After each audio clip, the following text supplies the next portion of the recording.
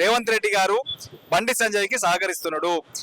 పెద్దోళ్ళ విషయం కాబట్టి ఎట్టి పరిస్థితుల్లో కేసు నీరుగార్చాలని చెప్పేసి బాధిత కుటుంబానికి అన్యాయం చేయాలని చెప్పేసి సాక్షాత్తు రాష్ట్ర ముఖ్యమంత్రి, హోంమంత్రి అయినటువంటి రేవంత్ రెడ్డి, ముఖ్యమంత్రిగా ఉన్నటువంటి రేవంత్ రెడ్డి వీళ్ళే దానికి సంబంధించినటువంటి కేసు నీరుగార్చే ప్రయత్నం చేస్తున్నది స్పష్టంగా అర్థమవుతుంది. కాబట్టి మేము ప్రధానంగా విద్యార్థి యువజన మహిళా సంఘాలకు డిమాండ్ చేస్తున్నాం. తక్షణమే బండి బైరును అరెస్ట్ చేసి కోర్టులో ప్రొడ్యూస్ చేయండి. అదేవిధంగా సిట్టుకు సంబంధించి ఈ రోజు విచారణకు పిలిచిరు. మరి విచారణకు ఎందుకు హాజరగలదో మీరు వాటిపైన తక్షణమే చర్యలు తీసుకుని అరెస్ట్ చేయాల్సిన బాధ్యత మీ పైన ఉంది. ఎందుకంటే ఈ రోజు విద్యార్థి సంఘాలుగా మేమైనా ప్రభుత్వానికి వ్యతిరేకంగా కార్యక్రమాలు పిలిపిస్తే ఆ కార్యక్రమాలు భగ్నం చేయడానికి మేము ఎక్కడ దాచుకున్నా మా ఫోన్లు స్విచ్ ఆఫ్ చేసిన ఎక్కడున్నా మమ్మల్ని అరెస్ట్ చేసి పోలీస్ స్టేషన్ నిర్బంధిస్తారు కదా.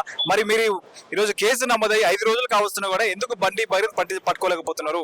ఎందుకు అతను జాడ కనుగొనలేకపోతున్నావు? మీ దగ్గర సాంకేతికత ఉండాలి లేదా?